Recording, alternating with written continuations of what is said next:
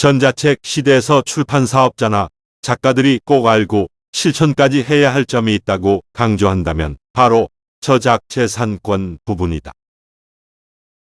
우리가 흔히 이야기하고 듣고 하지만 그 개념을 정확히 모르는 문인도 적지 않을 것 같다.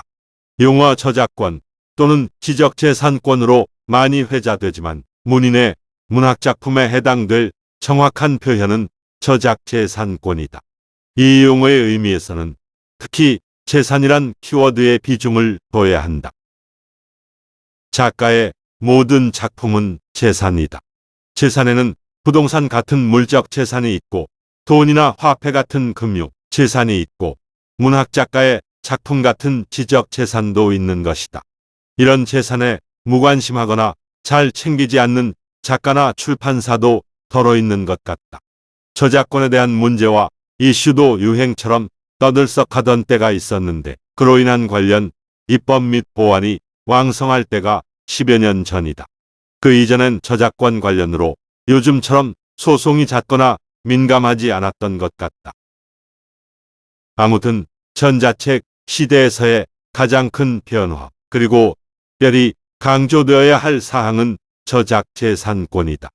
2019년에는 이상문학상 수상자가 수상 조건으로 해당 작품의 저작권을 3년간 시상 주최 측에 양도하라는 요청을 받게 되니까 상을 받지 않겠다고 한 사태로 언론과 문단에 이목이 쏠리기도 했다. 그만큼 이젠 저작재산권에 대한 인식이 크게 달라진 것 같다. 문학작가들 입장에선 저작재산권 시대에 특히 중요하게 얘기해야 할 분야가 전자책 관련인 것 같다. 전자책 판매를 위해서는 종이책 출판과는 달리 출판사와 작가 간 별도의 전송권 계약이 필요하다. 전송이란 말은 종이책에선 사용하지 않는다. 하지만 전자책에는 꼭 필요한 개념이다.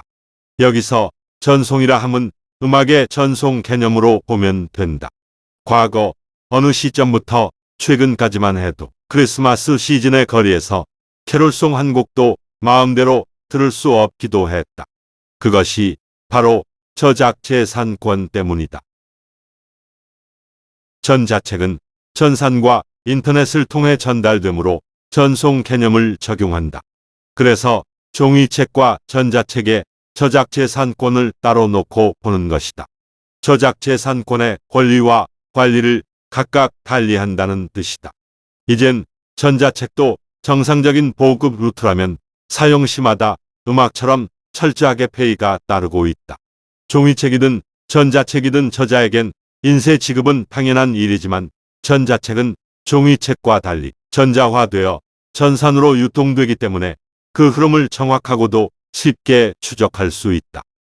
종이책은 인쇄 단계에서 일천부가 찍혔을 때 그것이 다 소진되면 끝이지만 전자책은 1회 발간으로 수량적으로는 무궁무진한 셈이다. 생명적으로는 몇천 년, 몇만 년이 흘러도 지구가 사라지지 않는 한 세상에서 절대 없어지지 않을 수 있다. 한국음악저작권협회에서는 소속 회원들의 음악이 방송국에서나 기타 어디에서든 온에어되면 그에 상당하는 저작재산 권료를 정확하게 정산 지급한다. 그 금액이 단 1원일지라도 발생 시점을 기준으로 정확하게 지급 처리한다. 한국문학방송에서도 전자책 판매 사업 초기부터 아주 철저하게 그런 방식을 지켜왔다. 단 1원의 인쇄가 발생하더라도 발생한 달의 다음 달에 정확하게 해당 작가에게 지급을 해왔다. 매달 수백 명의 작가에게 송금을 한다. 그런데 그게 사실은 보통 일이 아니다. 수백 건을 일시에 단 한 방에 가령 PC 자판 한 번 톡 쳐서 일괄 송금이 가능한 것도 아니고 한 사람 한 사람 앞으로 일일이 수작업으로 송금을 진행해야 한다.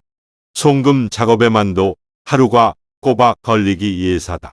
군 아니라 여러 서점으로부터 들어온 판매 실적 데이터를 취합해서 수백 명 작가의 개별적 인쇄를 정확히 산출해내야 한다.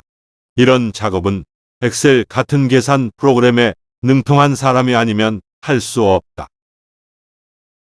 그런 일련의 정산 관련 일이 아무리 어렵고 시간이 걸리더라도 해야만 한다. 오늘날 전자책 시대에는 그렇게 하지 않으면 당장 그 시점은 편하게 또는 유야무야 넘길 수 있을지 몰라도 언젠가는 분명히 문제가 되게 되어 있다. 전산과 연계된 전송 시스템의 기능 때문이기도 하며 그런 점을 간과하다간 큰 코 다치게 될 것이다. 그런 점을 떠나 출판사나 작가 모두 선과 도덕의 차원에서라도 그런 문화를 만들어가야 한다. 저작재산권 챙기기와 지키기, 전자책 시대에는 더욱 필요하고 요구되는 일이라 하겠다. 그런 만큼 오늘날엔 저작재산권에 대한 높은 인식과 더불어 다툼도 커져가고 있다.